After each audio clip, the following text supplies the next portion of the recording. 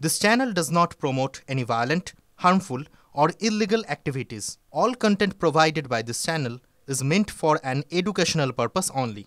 শ্যামবাজারের শৈলেন্দ্র সরকার বিদ্যালয় এই স্কুলে 1954 সাল থেকে 1961-62 সাল পর্যন্ত পড়াশোনা করেন বুদ্ধদেব ভট্টাচার্য। পঞ্চম থেকে দ্বাদশ শ্রেণী পর্যন্ত এই স্কুলে পড়াশোনা করেছেন প্রাক্তন মুখ্যমন্ত্রী। ক্লাসরুম স্কুলের অন্তরে ছড়িয়ে বুদ্ধদেবের স্মৃতি। বুদ্ধদেব ভট্টাচার্যের শৈশবের স্কুল শৈলেন্দ্র সরকার বিদ্যালয়, আর এই স্কুলে পঞ্চম ক্লাস থেকে ইন্টারমিডিয়েট অর্থাৎ তখনকার দিনে দ্বাদশ শ্রেণী পর্যন্ত পড়াশোনা করেছিলেন বুদ্ধদেব ভট্টাচার্য। বাড়ির অদূরে স্কুল, তারই ক্লাসরুম আমরা এখন যেখানে দাঁড়িয়ে আছি, এখানে থেকেই রীতিমতো পড়াশোনা করেছেন। যে পড়াশোনায় তিনি মুগ্ধ করেছিলেন তৎকালীন শিক্ষক শিক্ষিকাদের, এমনকি মুখ্যমন্ত্রী হওয়ার আগেও তিনি এই স্কুলে এসেছেন, ঘুরে গিয়েছেন।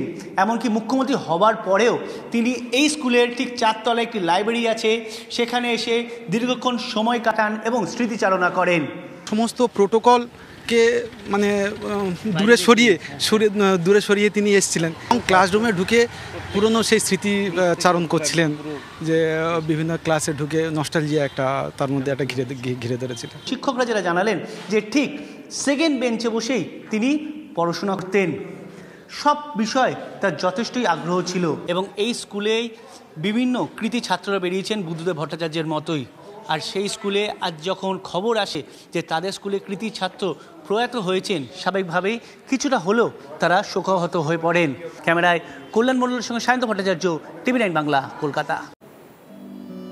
কেমন ছিল বুদ্ধদেবের ছোটবেলা?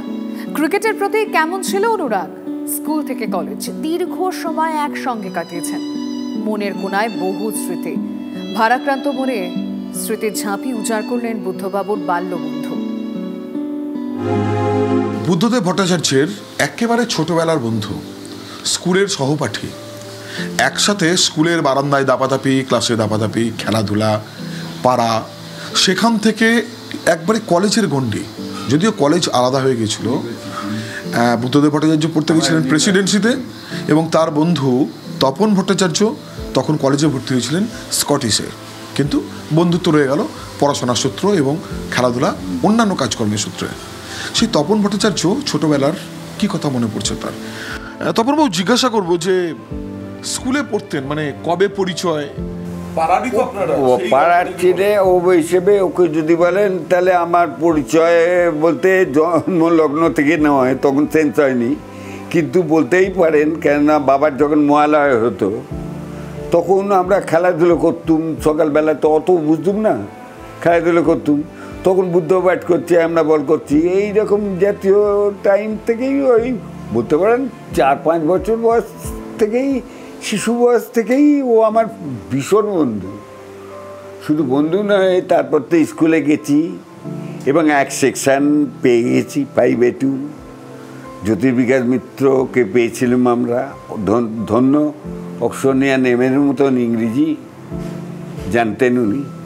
আর বুদ্ধদেব মনময় হয়ে, শুধু বুদ্ধদেব না, বুদ্ধদেব মনময় হয়ে এটা ওনার বক্তৃতা শুনতেন। কারণ বুদ্ধকে আমরা দলের মধ্যে শিরোমণি ভাবতে চেষ্টা করতাম, ভালোবাসতাম। কারণ ওর সততা আমাদের মুগ্ধ করতো সেই বয়স থেকে। মানে ছোট থেকেই সততা? সততাটা এইখানে নেই যে ও কে মনে করুন যে তোর খাতা দেখছে বুদ্ধর বলে মাস্টারমশাই ধরলো, সেটা দেখেনি, সেটা বলে দিল স্ট্রেট উঠে, না স্যার আপনি এটা ভুল বলছেন। অন্য মাস্টারমশাই হয়তো ও দেখেনি আমার খাতা। ও স্কুলের হয়ে ক্রিকেট আমার 7 বার চ্যাম্পিয়ন হয়েছে ইন্টার স্কুল। বুদ্ধ নামতো, তা বুদ্ধ প্রথমের দিকে নামতো, ওই খেলতো, ফুটবল খেলতো না, ক্রিকেটটাই ওর ভালো লাগতো। খেলার মাঠের এই সততাটা, যে মনে করুন আম্পায়াররা আউট দেয়নি, দিয়েছে হয়তো, বা দিয়েছে, ওর সঙ্গে সঙ্গে চলে যেত, হয়তো এটা আউট হয়নি, দর্শকরা বলছে। আমাদের সঙ্গে 9 এতে A1-এ পড়তুম আমরা, বেস্ট সেকশন। 9 এর সঙ্গে খেলা হচ্ছে, নিমাইয়া আমাদের টিমে, কিন্তু এই LBW হয়েছিল একবার, ওখানে স্ট্রেট বলে দিয়েছিল এই LBW, এবং তারপর থেকে এই কথাটা শুনছি। পাড়াতে রাজনীতির যখন হতো, মহিত দাঁড়াতেন তখন, আমরা কিন্তু ওই পার্টি রাজনীতিটা কিন্তু ক্লাস 10 থেকেই বলতে পারেন, এই 10 কি 9 এর থেকেই এই যেদিন ভোট হতো সেদিন বড়দের পেছন পেছন ঘোরা, এই বলতে পারেন এই রকম বয়স থেকেই ওর একটা ভেতরে একটা ইন্সপিরেশন আসে। অদ্ভুত মোহেতে আমরা পড়ে গেছি যে এত সুন্দর কাপড় পরে, যেটা বাঙালি পাঞ্জাবি পরে বা একটা লাইট গন্ধ বেরোত গা দিয়ে সেন্টের, আমাদের মানে ইনসিস্ট করছিল, মানে বলা যেতে পারে প্রভাবান্বিত করেছিল। তাই তো এই লেখাটা, সেখান থেকে ধুতি পড়া আমাদের স্টার্ট। আমরা একদিন রাখালদার এতে আড্ডা মারছি, রাখালদা আমাদের ক্যান্টিনে বলো, বুদ্ধ এই করছিস তুই, একদিন নারায়ণবাবুর মতো সব পড়ে আয় তোরা, দেখি কাপড় টাপড়। তখন থেকে আমরা কিন্তু কাপড় পরা সেই যে ধরেছিলাম। এখনও আমরা কোনো বড় জায়গায় গেলে, একটু স্কুলেতে অনেক ফাংশন টাংশন করেছি, অশোক মুখার্জিদের এতেও করেছি, কাপড়, এবং সেই থেকে বুদ্ধ কোনোদিন কাপড় ছিল।